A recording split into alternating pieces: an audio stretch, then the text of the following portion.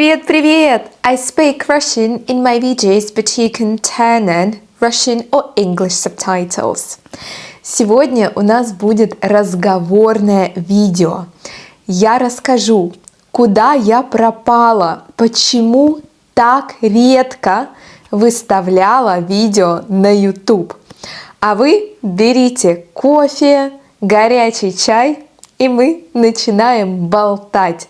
Если честно, я обожаю такой формат видео, разговорных видео, когда мы с вами разговариваем, болтаем, как друзья.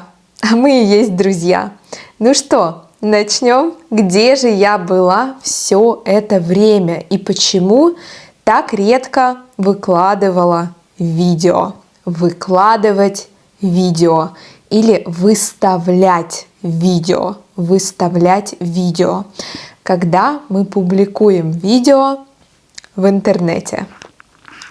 Я готовилась к очень важному, очень трудному экзамену ЮКИ-тесты. Это тест на знание финского языка.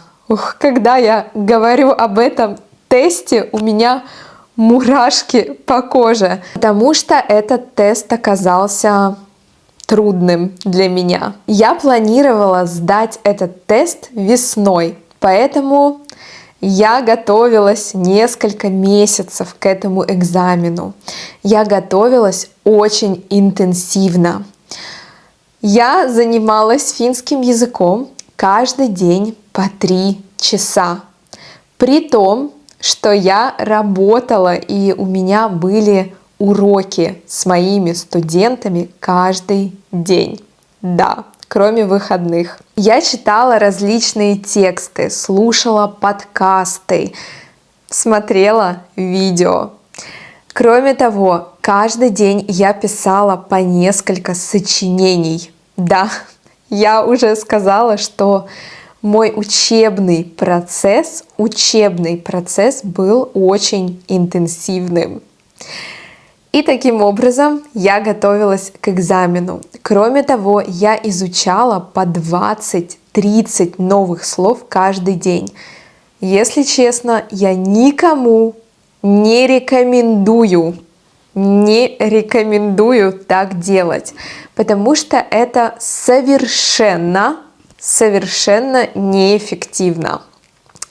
Но если вам нужно сдать экзамен и выучить большой объем новых слов за короткий промежуток времени, то этот способ для вас. Короткий промежуток времени, когда у вас мало времени. Так я и сделала. Если честно, сейчас расскажу вам секрет. Я даже хотела перенести экзамен. Мой экзамен должен был быть в конце марта, но я хотела перенести экзамен на конец мая. Перенести значит поменять даты экзамена на попозже. Я написала письмо в школу, в языковую школу, но мне ответили и сказали, что, к сожалению, следующий экзамен в их школе будет только в конце августа. А я не хочу так долго ждать, и поэтому я решила рискнуть. Я взяла быка за рога, я решилась это сделать, и я пошла на экзамен. Для меня это было очень тяжелое решение. Объясню почему. С самого детства я жутко боялась совершить ошибку. Я старалась делать все идеально. Вы знаете, настоящий перфекционист. Я настоящий перфекционист. Сейчас будет чистосердечное признание. С самого детства я жутко боялась совершить ошибку. Поэтому все экзамены, все тесты я старалась сдавать на самые высокие оценки, на самые высокие баллы. И когда я столкнулась с финским языком, мой перфекционист начал страдать, потому что когда я писала различные тесты по финскому языку, конечно же, я совершала ошибки. Конечно же, я получала не самые лучшие оценки. И вот тут мне было очень тяжело. Поэтому, мне кажется, я хотела перенести экзамен, потому что я боялась сдать его не на самый высокий балл. Но я решила, что так жить больше нельзя. Я должна взять себя в руки, значит, собраться, подготовиться и пойти на экзамен. Будь что будет. Будь что будет. Это значит, как будет, так будет. Я не могу контролировать эту ситуацию. Я могу сделать все, что от меня зависит, но результат какой будет, такой будет. Значит, я заслужила такой результат. Поэтому я разрешила себе совершать ошибки и пошла на экзамен. Если честно, я очень собой горжусь, но это было действительно трудно. Сейчас расскажу. Экзамен проходил в субботу, пару недель назад, в субботу. Я приехала на экзамен к 9:30 утра. Нас в классе было примерно 15 человек. Экзамен оказался очень стрессовым для меня, особенно разговорная часть, потому что, сейчас расскажу, на мне были надеты наушники, и все 15 человек одновременно отвечали на вопросы. И, соответственно, наши ответы записывались на аудио, на диктофон. Мы говорили все одновременно.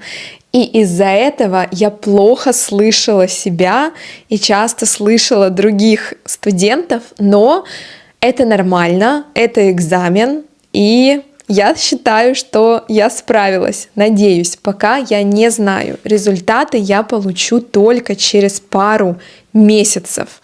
Представляете? Пару месяцев, 2 месяца, значит, пара. Да, но это позади. Я надеюсь, что я сдала на хороший балл, но я себе сказала, даже если я сдала не так, как мне бы хотелось, то я пойду на этот экзамен еще раз. Да, это будет впервые в моей жизни, потому что я никогда не заваливала экзамены, значит, никогда не проваливала экзамены, всегда сдавала экзамены. Но, возможно, это будет первый раз, а возможно, все получилось. Я надеюсь на лучшее и верю в лучшее. Какие же еще новости? Я решила полностью пересмотреть свою рутину дня.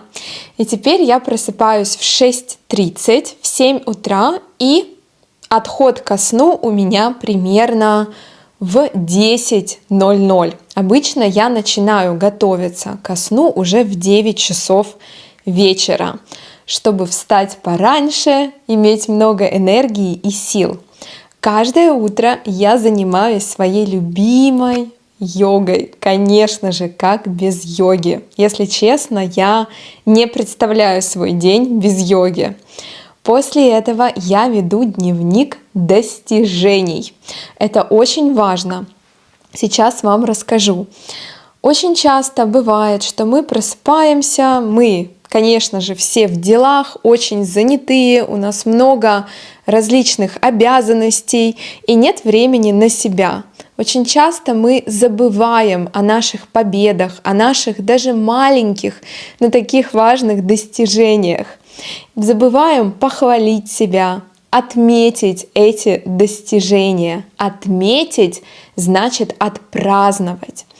Так вот, я решила замечать маленькие победы и сейчас веду дневник таких побед. Например, я записываю: вчера я правильно питалась, я молодец, это уже небольшая победа. Или Уже месяц я не ем сахар. Для меня это большая победа.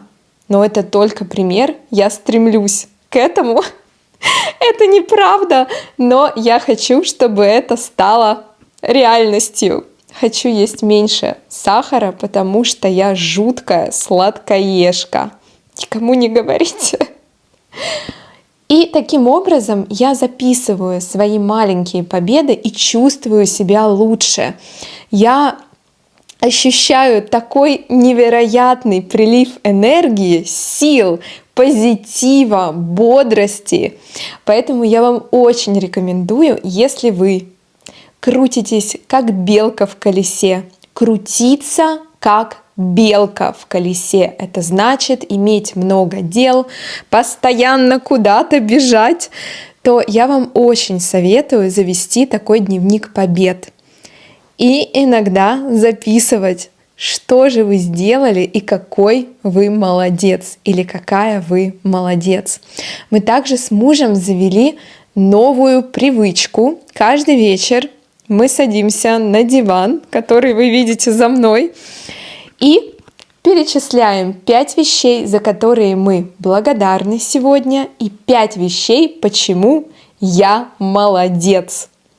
Это потрясающая практика. Я знаю, что можно также завести будильник и каждый день в одно и то же время уделять буквально 5-10 минут такой практике. И отличное настроение вам точно обеспечено. Такие маленькие, казалось бы, незначительные привычки, незначительные значит не очень важные, привычки меняют нашу жизнь к лучшему. Поэтому я буду очень рада, если кто-то тоже возьмет на заметку этот способ поднять себе настроение.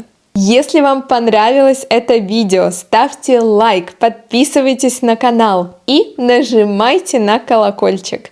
А мы с вами увидимся уже очень скоро. Желаю вам отличнейшего дня, прекраснейшего настроения. Увидимся на следующей неделе. Пока-пока!